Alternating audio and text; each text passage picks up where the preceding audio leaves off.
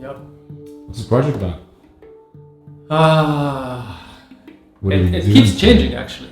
Yeah? Yeah, it keeps changing. It started off about being about like body insecurities, and then when I started it mainly because I had an issue with my body like last year, and I just kind of had this idea in general to do it, but I never pulled the trigger. And recently, my best friend passed away, and when I came back, I just wanted to get my mind off things and just jump right into something, and decided to take on this old product that I had an idea about. So I started contacting people, and initially, like I said, it was about body insecurities, and I wanted people to talk about their bodies and what they don't like about them.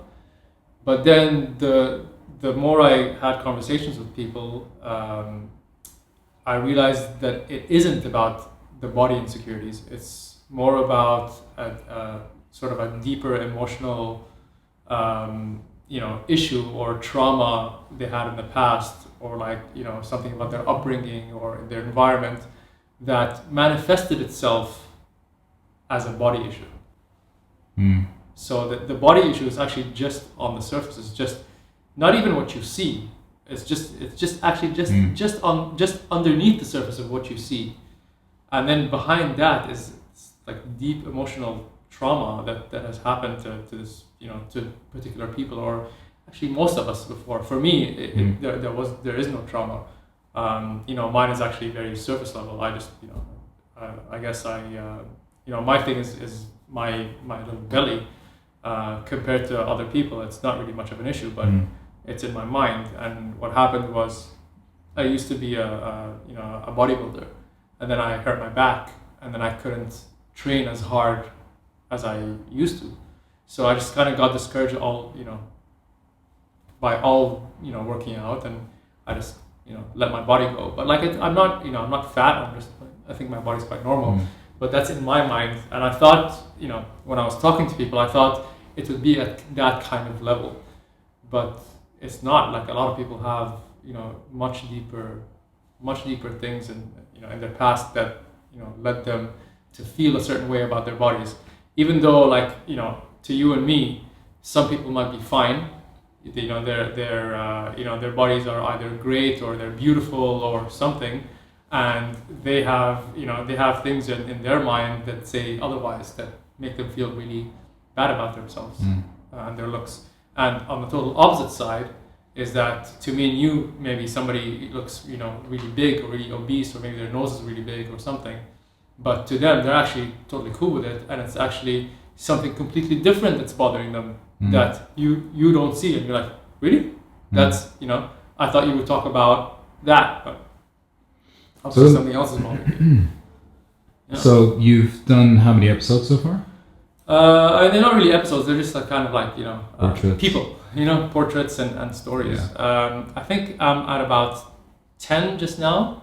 I think there might be a total of 15. I think I've got like a total of 15 people that said yes, we'll do it. So I need to shoot like maybe five more that I know. But I think this might be sort of like an ongoing thing. When I put out the first batch, I'm hoping more people will kind of be inspired to come forward and share their story, because even when I share the stories of the people I already did with the people I'm gonna shoot and talk to, they sometimes relate to those stories, and they're kind of like they're like, hey man, I could reach out to this person and talk about my stuff, and maybe we'll be friends. And then I through this as well, like I made some friends. Some people that I'm doing this with, that I'm interviewing and having conversations with, I've known for a really long time, like years and years and years.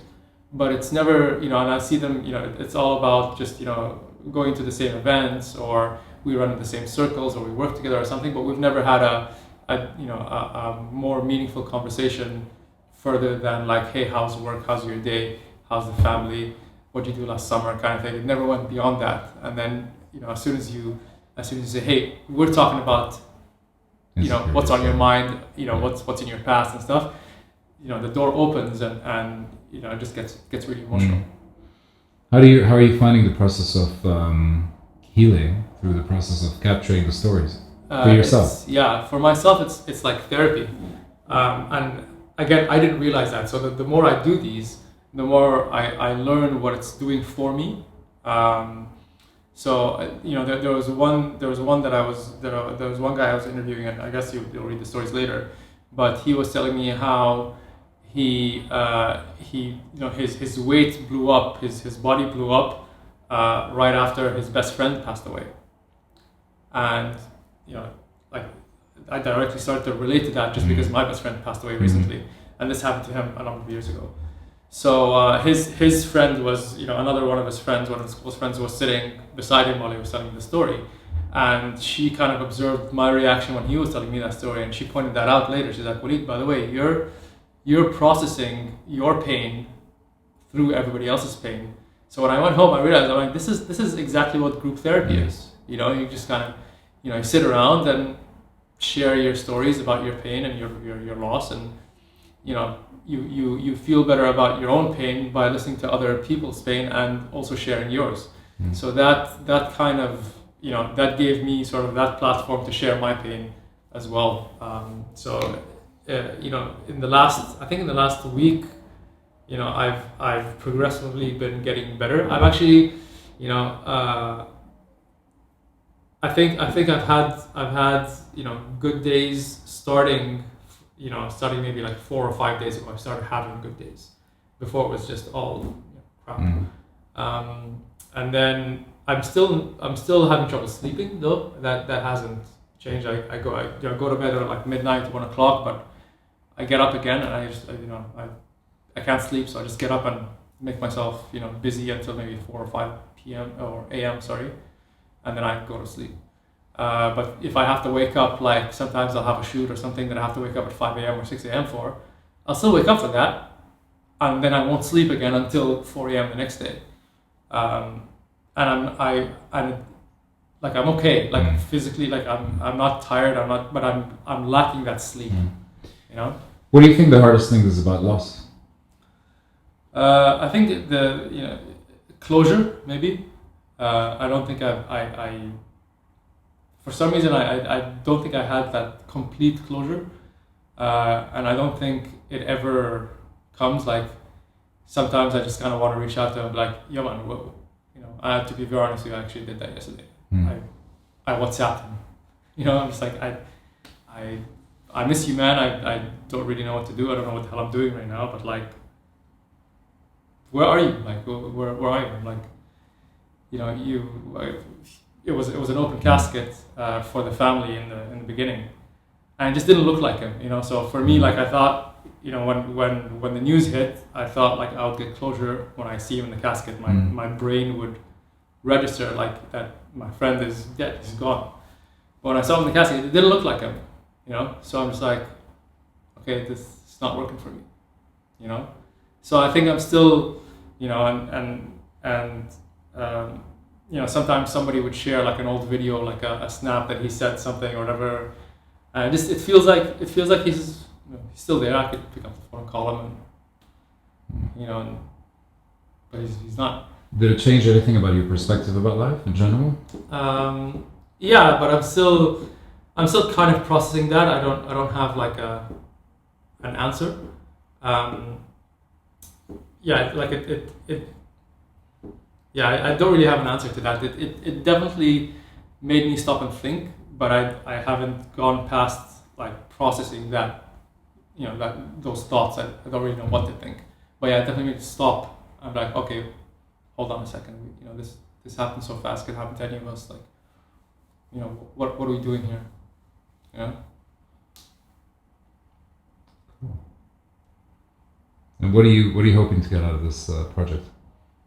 I think for me personally, it's just a way. Like I think I was craving connection. I was craving,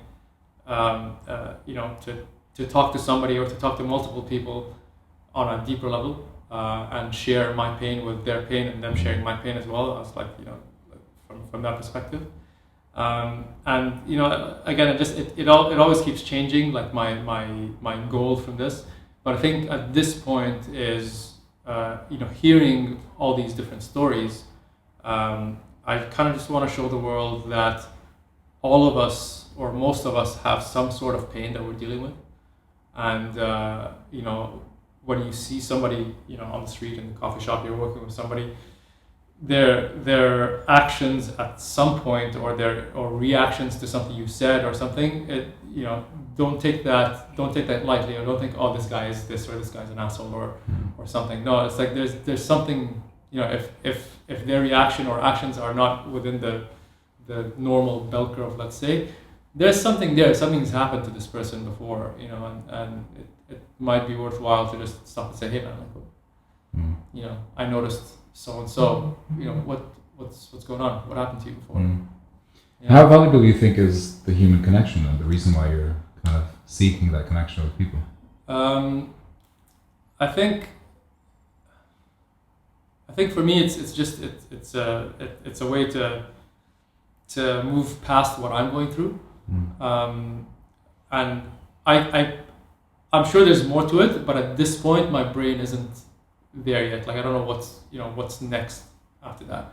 But at this point, it's just like, okay, how do I move past what I'm going through? But also at the same time, in the beginning, it was, let's put out these stories for people to relate to and understand that everybody's going through something, and if you need to reach out to somebody, reach out to either the closest person to you, or for some reason, for me, and I said that out loud very recently, it's like I feel comfortable opening up to strangers, to complete strangers. Like, I would rather, I'd rather, sit on a park bench and say hi to the person beside me and just open up completely, and then goodbye, and I'll probably never cross paths with this person again.